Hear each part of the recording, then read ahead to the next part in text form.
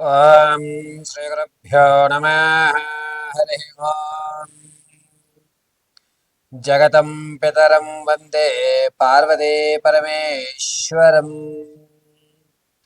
వక్రతుండ మహాకాయ కోటి సూర్య సమప్రభ నిర్విఘ్నం కురు మే దేవ సర్వకార్యేషు సర్వదా. పార్వతీ పరమేశ్వర గణాక్షవలసిత్యర్థం.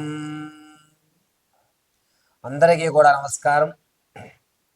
నూతన సంవత్సరమనే కాదు, ప్రతి సంవత్సరంలో కూడా గోచార రీత్యా కానీ, వ్యక్తికరమైన జాతకంలో కానీ ఏ గ్రహాలు ఉన్నతమైన స్థాయిలో ఉన్నా, ఏ స్థితిగతులు మనకు మారుతున్నా, చాలా మంది అనేక మంది జ్యోతిష్యులకు చూపించి తమ జాతకంలో దోషాలను పరిష్కారాలు ఆలోచిస్తున్నా సరే ఎవ్వరికి అంతుపట్టకుండా తన ఆర్థిక స్థితి దిగజారుతూ ఉన్నతమైన స్థితిగతులన్నీ కూడా తారుమారవుతూ బళ్ళు వాడలు వాడలు బళ్ళుగా మారుతూ, అరే ఒకప్పుడు నేను రాజులా బతికేవాడిని, నా దగ్గర 10 మంది తినేవారు, అందరూ నన్ను మోసం చేస్తున్నారే, నేను 10 మందికి పెట్టే చెయ్యే తప్ప ఎక్కడా కూడా ఎవ్వరికి నేను అన్యాయం చేయలేదు, అటువంటి నాకే నా జాతకంలోనే ఎందుకు ఇన్ని విపత్తులు జరుగుతున్నాయి, ఈ రోజున ఆర్థిక పరిస్థితి ఇది ఇంత దిగజారడానికి కారణం ఏమిటి అని అనేక మంది జ్యోతిష్యుల్ని మీరు సంప్రదించిన, ఎన్ని యజ్ఞ యాగాది దేవాలయ క్షేత్రాలు దర్శనం చేసిన, మీ స్థితిగతులు మారకపోవడానికి ప్రధాన కారణం అనేటువంటిది ఒకటి ఉంటుంది. ఆ ప్రధాన కారణమే నరఘోష. ఈ నరఘోష అనేటువంటిది ఏమిటి? జాతకం ఎంత అభివృద్ధిలో ఉన్నా సరే మన స్థితిలో ఎందుకు తప్పుడు అడుగులు వేస్తున్నాము అనేది ప్రధాన కారణం ఏమిటంటే ఈ ఘోషా పరిమాణమే. మన శాస్త్రాల్లో కూడా నరఘోషకి నాపరాలున్నా సరే బద్దలైపోతాయి అనేటువంటి సామెత ఉంటుంది. అసలు ఈ నరఘోష అంటే ఏమిటి? ఈ నరఘోష నుంచి మనం ఏ విధంగా తప్పించుకోవాలి? నరఘోష పోవడానికి చాలా మంది గుమ్మడికాయ కడుతుంటారు, నిమ్మకాయలు కడుతుంటారు, అదేవిధంగా పచ్చిమిరపకాయ నిమ్మకాయ దారంగా చేసి కడుతుంటారు. అసలు ఏమి కడితే నరఘోష పోతుంది గురువుగారు? వాటి గురించి మనం పరిశీలన చేద్దాం.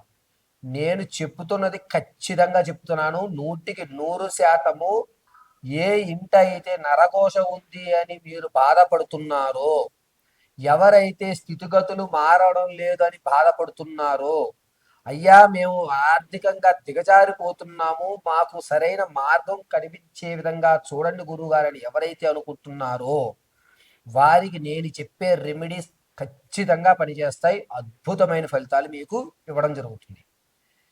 వాస్తవానికి నరఘోష అనేటువంటిది ఏ విధంగా ప్రారంభమవుతుంది అంటే, కొంతమంది వ్యక్తులు మనతో పాటు ఉంటూ అమ్మవారి అనుగ్రహం కలిగి అతని జాతకం ప్రభావం వల్ల ఒక ప్రమోషన్ రావడం, లేదా సెకండ్ ఇన్కమ్ జనరేట్ అవ్వడం, లేదా భార్యాభర్తలు కానీ బంధువర్గాల్లో కానీ ఎవరైనా సపోర్ట్ ఉంటాను బిజినెస్ పెట్టు అని చెప్పి అతను బిజినెస్లోకి రావడం జరుగుతుంది. బిజినెస్లోకి వచ్చిన తర్వాత ఆ వాతావరణానికి అనుకూలంగా ఇతను తన డ్రెస్ సెన్స్ అనేటువంటిది మారుస్తాడు, ఆహార్యం మారుస్తుంటాడు, ఆకరణ మారుస్తాడు, మాట తీరు మార్చుకోవడం జరుగుతుంది. దీంతో మనతో పాటు తిరిగిన వాడు నిన్నటి వరకు మనలా ఉండి ఇప్పుడు అతను ఉన్నతంగా మారిపోతున్నాడే అని ఈర్ష అనేటువంటి ముందు ప్రబలుతుంది. ఎందుకంటే మనం ఒక బిజినెస్ కానీ, ఒక వ్యాపారం కానీ, లేదంటే కనుక ఒక ఉద్యోగం కానీ ఏర్పడిన తర్వాత కొంత టైం ఆ పీరియడ్కి ఇవ్వాల్సి వస్తుంది. అంతేగాని ఇంతకు ముందు తిరిగినటువంటి స్నేహితులతో తిరగడానికి ఉండదు. వీడు మనల్ని పట్టించుకోవడం మానేశాడు అని ఆ వాడి మీద వీడు గొప్పడైపోతాడు అనుకుంటున్నారా, వీడు నాకన్నా గొప్పడైపోదాం అనుకుంటున్నాడా అనేటువంటి ఈర్ష ప్రారంభమయ్యి పదే పదే పదే ఆడు బాగోకూడదు, ఆడు కూడా మనతోటే తిరగాలి, ఆడు ఎప్పుడు మనతోటే ఉండాలి, ఏంటాడు ఈరోజు బిజినెస్ పెడితే కుమ్ములు వచ్చేసాయా అనేటువంటి దాంతో ప్రారంభమైనదే నరఘోష. ఒక వ్యక్తిని నాశనాన్ని 10-15 సార్లు రోజుకి తలుచుకుంటూ తలుచుకుంటూ తలుచుకుంటూ ఉండడం వల్ల జరిగేటువంటి ప్రకరణ ఇది నరఘోషకి బీజం.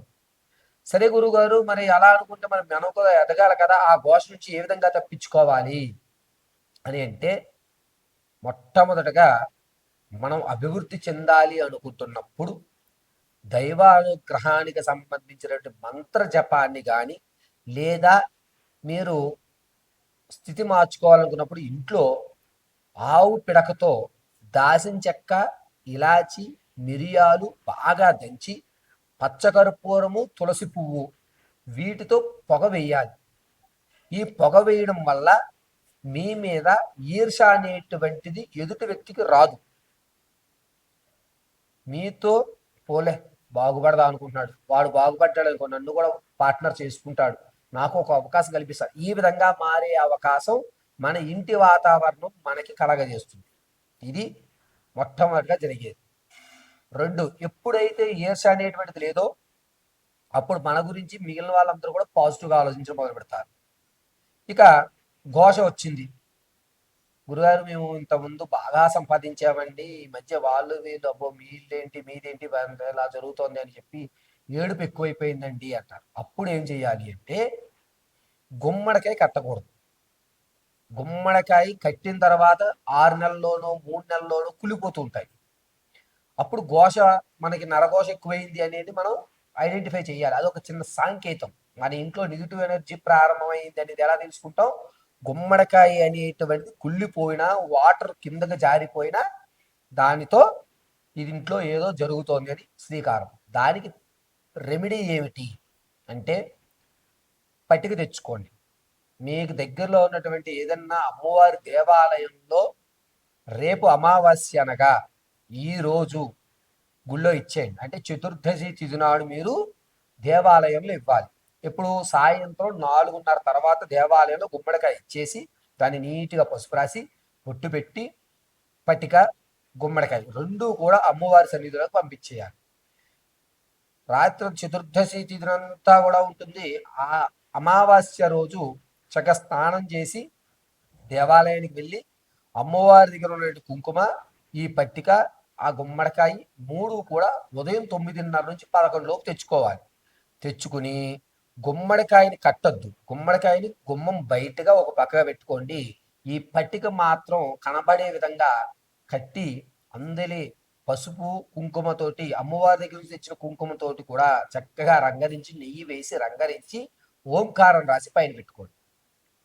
జీడి గింజ, అదేవిధంగా తామర పూస, తదుపరి మిరియాలు, గురువింద గింజ, ఎర్రటి గురువింద గింజలు, ఈ 4 వస్తువులు చిన్న మూట కింద కట్టి ఈ పట్టికకి కట్టినటువంటి దారానికి మనం కట్టుకున్నట్లయితే 190% నరఘోష ఉండదు. ఇది ఖచ్చితం. మరి బయట పెట్టిన గుమ్మడికాయ ఏం చేయాలి గురుగారు? ఈ రోజు ఉంచుకుని తరువాతి రోజు ఆ గుమ్మడికాయ మీద పచ్చకర్పూరం పెట్టి ఇల్లంతా తిరిగి ఆ గుమ్మడికాయని కొట్టేయాల్సిందే. ఇలా చేయడం వల్ల నరఘోష అనేటువంటిది ఖచ్చితంగా పోతుంది. జాతక పర్యంతం అంతా కూడా క్షేమదాయకంగా ఉన్న తర్వాత కూడా మేషం నుంచి మొదలు పెట్టుకుని మీనరాశి వరకు అనేక ఇబ్బందులు పడ్డానికి ప్రధాన కారణంగా నరఘోషను కూడా మనం చెప్తూ ఉంటాం. అయితే ఏ రాశి వారు నరఘోష ప్రభావం నాకు ఉంది అని భావిస్తున్నారో ఆ రాశి వారు ఏ దేవాలయాన్ని దర్శనం చేసుకోవాలి, ఏ మంత్రాన్ని మనం పఠించుకుంటే ఈ నరఘోష నుంచి బయటపడతాము అనే విషయం మనం పరిశీలన చేసుకుందాం. మకర రాశి జాతకులు, గురుగారు మా స్థితిని మారడానికి, మా ఆర్థిక స్థితులు ఉన్నతంగా ఏర్పడడానికి, నేను అనుకున్న పనులు అనుకున్న సమయంలో పూర్తి అవ్వడానికి ఏవైనా మార్గాలు చెప్పండి అని అంటున్నారు.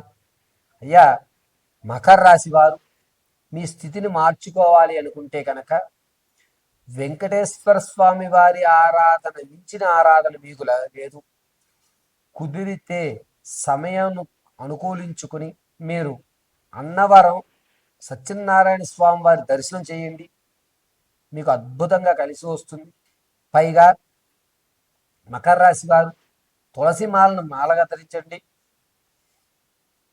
ఒకవేళ గురుగారు మేము అంత ప్రయాణం చేయలేము, ఇంట్లోనే ఉండి ఏదన్నా చిన్న రెమెడీ చెప్పండి అంటే కనుక మీ ఆర్థిక స్థితి మారాలన్నా, మీరు అనుకున్న పనులు పూర్తి అవ్వాలన్నా కూడా మీ ఇంట్లో ఉన్నటువంటి వెంకటేశ్వర స్వామి వారి ప్రతిరోజు కూడా, శనివారం అని కాదు ప్రతిరోజు కూడా తులసి మాల వేయండి. తులసి మాల వేసి తెల్లటి మందారం దొరికితే పుష్పం పెట్టండి. లేదు తెల్లటి పువ్వు ఏదో ఒకటి పెట్టి వడపప్పు మాత్రం నైవేద్యంగా సమర్పించండి. అందులో సగ భాగాన్ని మీరు స్వీకరించండి. మరి సగ భాగం చిన్నపిల్లలు ఎవరైనా ఉంటే వాళ్ళకి పెట్టండి. ప్రతిరోజు ఈ మకర రాశి వారు ఓం క్లీం గోవిందాయ నమః, ఓం క్లీం గోవిందాయ నమః అని 54 సార్లు మీరు పఠించండి. వెంకటేశ్వర స్వామి వారి అనుగ్రహం కలుగుతుంది. దానితో పాటుగా రానున్నటువంటి ఏప్రిల్ 4వ తారీఖు తర్వాత మీకు కొత్త పరిస్థితి ఆలోచనలో కొత్త కొత్త వరవళ్ళు ఏర్పడి ఖచ్చితంగా ఒక స్థిరత్వమైనటువంటి ప్రాకారణ మీకు జరుగుతుంది. మకర రాశి వారు ఈ సంవత్సరం అంతా కూడా వెంకటేశ్వర స్వామి వారి ఆరాధన చేయడం మంచిది. శనివారం రోజు మాత్రం విశేషంగా పిండి దీపారాధన చేయండి. పిండి దీపారాధన చేసుకుని సాయంత్రం వేళ ఘనమైపోతుంది కదా, అందులో కాస్త పిండిని ఇలా ఈ 2 వేలతో తీసుకుని కళ్ళగద్దుకుని గోవిందార్పణం వస్తుంది మీరు స్వీకరించండి. శనివారము అదేవిధంగా మంగళవారము ఈ 2 రోజులు కూడా సాయంత్రం వేళ ఉపవాసం అంటే అల్పాహారం మాత్రమే భుజించండి. మధ్యాహ్నం భోజనం చేయండి. మంగళవారము శనివారం మాత్రం సాయంత్రం వేళ టిఫిన్లు చేయండి. అందులోనూ ఉల్లి వెల్లుల్లి అల్లం ములక్కాడ లేకుండా టిఫిన్లో చట్నీస్లో ఈ 4 లేకుండా జాగ్రత్త పడండి. అద్భుతంగా వెంకటేశ్వర స్వామి వారు మకర రాశి వారిని ఉన్నతమైన స్థాయికి తీసుకెళ్లేటువంటి అవకాశం లభిస్తూ ఉంటుంది. అంతేకాకుండా ఈ వెంకటేశ్వర స్వామి వారి ఆరాధన చందనాన్ని అడ్డంగా ధరించడం అద్భుతంగా మీకు కలిసి వస్తుంది.